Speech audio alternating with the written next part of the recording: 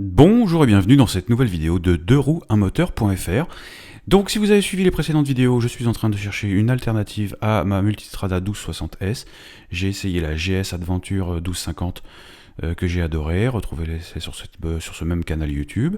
J'ai aussi essayé la S1000R la S1000XR, je vais y arriver, que j'ai adoré aussi, mais c'est pas vraiment le trip que je recherche pour le moment. Ce que je recherche, c'est une moto qui va me faire plutôt voyager, et puis voilà, donc la Multistrada, spontanément, forcément, je l'ai dans mon spectre des essais à réaliser pour remplacer cette 1260S pour aller au bout du monde.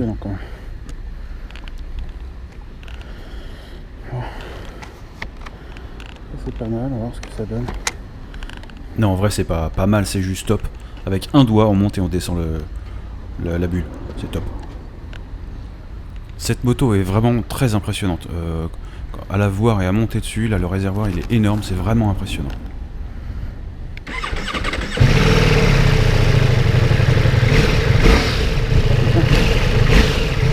J'ai été très surpris par la façon dont on tourne la poignée de gaz. C'est vraiment smooth, c'est vraiment très, très délicat. Très sensible, très délicat. J'adore.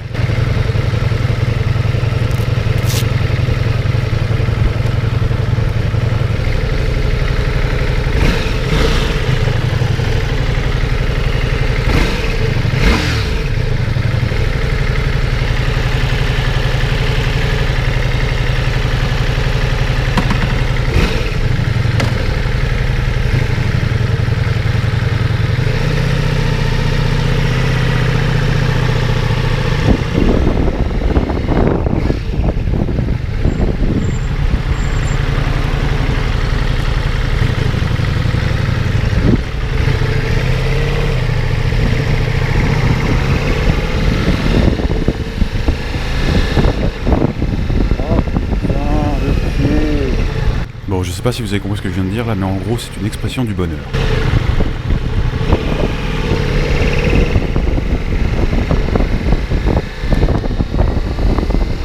Alors, je ne vous fais pas de review technique dans tous les détails. Hein, il y a déjà 10 000 vidéos qui traînent sur YouTube à propos des spécificités techniques de cette Multistrada V4S. Moi, aujourd'hui, je vous parle de bonheur, je vous parle de plaisir de conduite, je vous parle de regarder un peu cette facilité qu'on a de prendre cette machine en main, de la mettre... quand on monte dessus, on a l'impression que c'est un Charles Leclerc, mais non, c'est très vite un vélo, et je pense que j'aurais bien avant la fin du rodage des 1000 km, là, je serais largement bien à l'aise dessus, et je vais très rapidement la prendre en main, je vais très vite me régaler avec. Voilà, je vous laisse profiter de ces quelques images de cette prise en main, de ces premiers tours de roue avec cette Multistrada V4S. J'ai essayé la 1250 Adventure chez BM la semaine dernière, et c'est vrai qu'après quand on roule en BM, du coup on n'est plus obligé de saluer les autres motards. Donc ça c'est pas mal peut-être, mais en fait non, moi j'aime bien garder un petit peu l'esprit communautaire des motards, et puis se saluer, je trouve ça toujours sympa.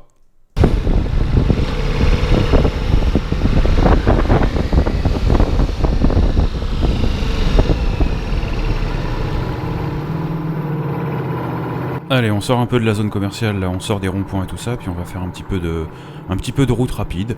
Voilà, une voie rapide, limitée à 110, formidable. Voilà, et on va prendre un peu de plaisir avec cette moto.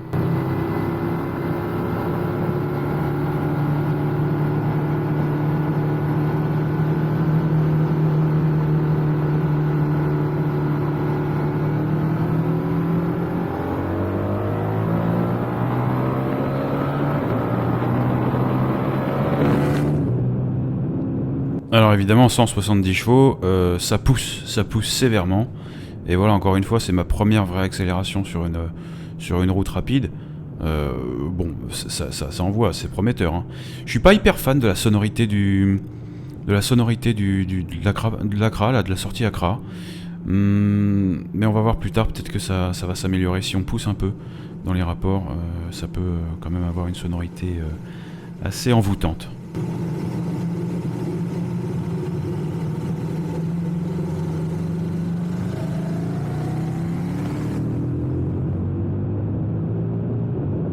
Oui, c'est une machine avec laquelle il faut vraiment garder un œil sur le compteur. Hein.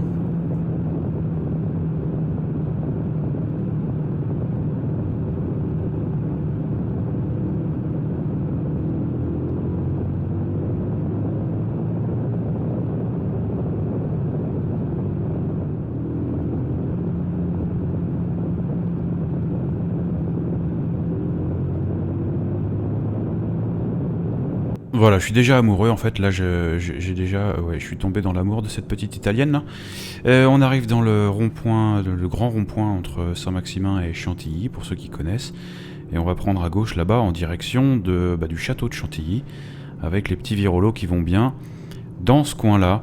Ouais, j'adore déjà cette moto. Regardez un peu ce grand virage là où j'ai pas non plus les pneus sont pas hyper chauds encore, j'ai pas trop attaqué sur l'angle, mais voilà, c'est vraiment très très très plaisant.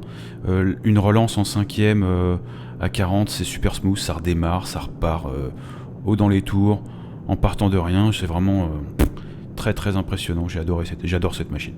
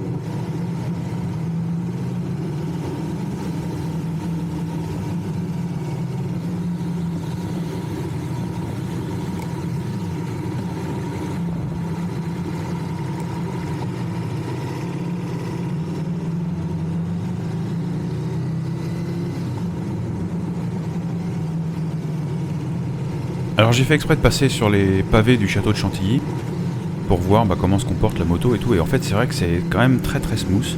Alors je sais pas si le réglage automatique des suspensions a joué sur ce revêtement un peu crado, mais en tout cas c'est vraiment une bonne surprise. La chaîne ne bouge pas, ça cogne pas comme sur la 1260S. Voilà, j'ai bien apprécié ce petit passage de pavé. C'est beaucoup plus détente, beaucoup plus smooth, beaucoup plus tranquille qu'avec la 1260S.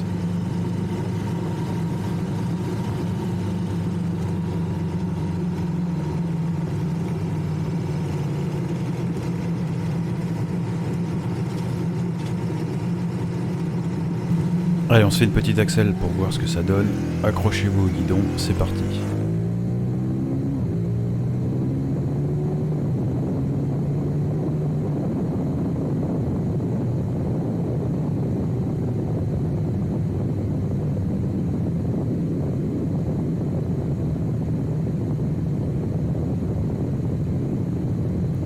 Donc là je suis en 6ème, je roule à peu près à 80-85 et je m'apprête à dépasser cette voiture, là voilà, juste après que les camions soient passés. Et voilà, et ça se passe tout en 6, à 81, j'ai peut-être fait une pointe là pour dépasser à 90, mais voilà, c'est hyper smooth. La 5ème et la 6ème sont vraiment top pour descendre très bas et remonter très haut. Dans la limite des limitations de vitesse bien sûr, hein, mais c'est vraiment j'adore, c'est vraiment ce que je cherche moi, la souplesse comme ça, j'adore.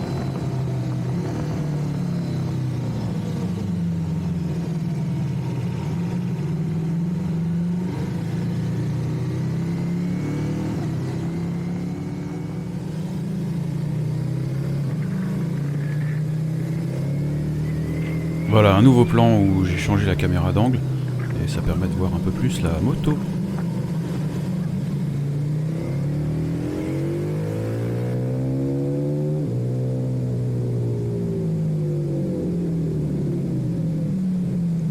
Voilà, donc là je rentre dans un rond-point, bon j'en sors immédiatement, mais voilà, je le passe à 30. En 3ème, ça passe tout seul, ça broute pas, ça cogne pas, c'est génial, j'adore. Avec la 1260S, si je passe en 3, là, ça broute, quoi. Des fois, même en 2, à 30, ça broute. Donc, c'est vraiment pas du tout les mêmes moteurs. Et bon, voilà, j'adore, je suis absolument conquis, quoi.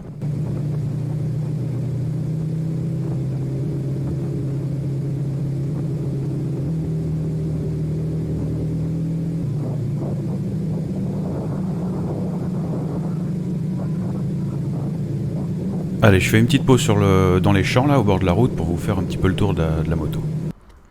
Alors, que dire du design de cette moto? Bon, par rapport à la 1260S, franchement, je préfère la 1260S. Elle est plus fine, elle est plus gracieuse, elle est plus racée, on sent qu'elle est plus sportive.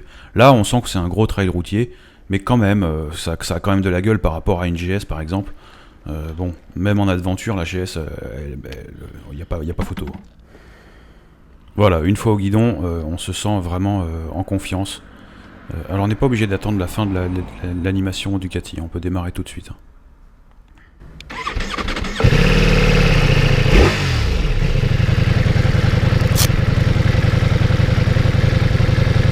Alors depuis Weimar, chez moi à Saint-Max pour retourner chez Apogee Motors, donc d'ailleurs que je remercie énormément de m'avoir laissé essayer cette machine, et ils ont bien fait d'ailleurs parce que vous allez comprendre plus tard que je vais l'acheter cette machine, et voilà, donc merci à eux.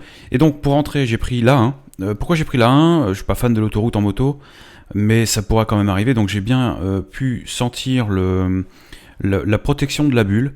D'ailleurs je pense que la bulle d'origine là c'est un peu limite.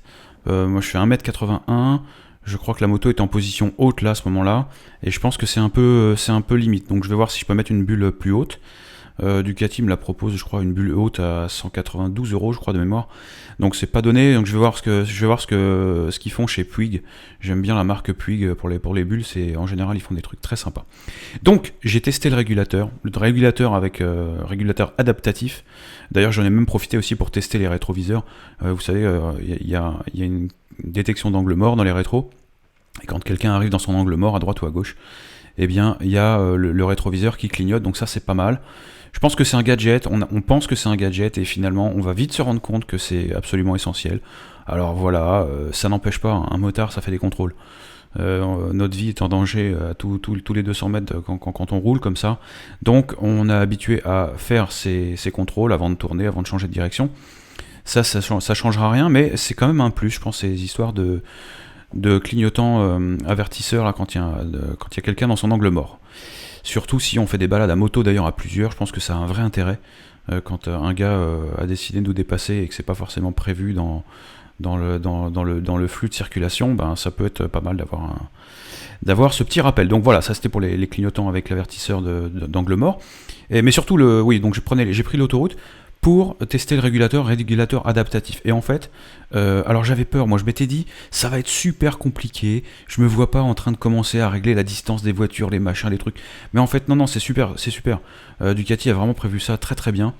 J'ai adoré. Donc on met le régulateur, on est en face d'une voiture qui est, par exemple à 130 sur l'autoroute, par exemple, ou même, allez, 140, en admettant que le flux de circulation soit à 130, paf, on arrive à 140 dans le cul d'une voiture, et ben hop, la moto freine toute seule, il suffit qu'on change de voie et paf, la moto repart toute seule à 140, c'est reparti quoi. 140 autocompteur, ça fait à peu près 130 GPS, donc c'est la vraie vie, hein, donc on dépasse pas la limitation de vitesse. Voilà, j'ai adoré.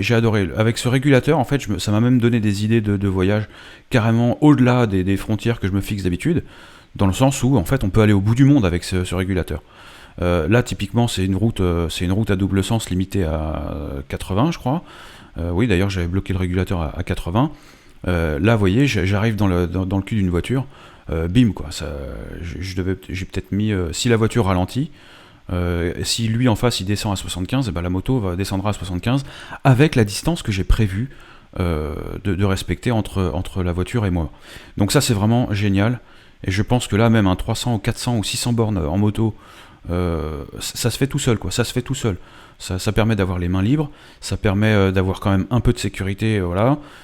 Ça permet aussi de garder des points sur son permis et pas de se faire flasher tous les coins de rue, parce que souvent quand je fais de l'autoroute, c'est parfois ennuyeux, donc par moment pour se réveiller un petit peu, qu'est-ce qu'on fait? On ouvre un peu, et finalement c'est là qu'on se fait toper à 390 sur l'autoroute limitée à 130 km/h. Non bien sûr c'est une blague. Mais voilà, ça peut être aussi un atout de grands voyages, dans le respect des limitations de vitesse, parce que bon, on se cale à 140 sur l'autoroute, même à 130, allez, ça le fait, voilà, ça le fait. Donc je suis absolument conquis par l'ensemble de cette machine. Et là, malheureusement, eh bien, on roule vers Apogee Motors, et je vais devoir ramener la moto à Eddie. Ah, c'est pas possible, non, je veux partir, je veux pas la ramener, je veux partir, je vais rouler. Allez, ciao.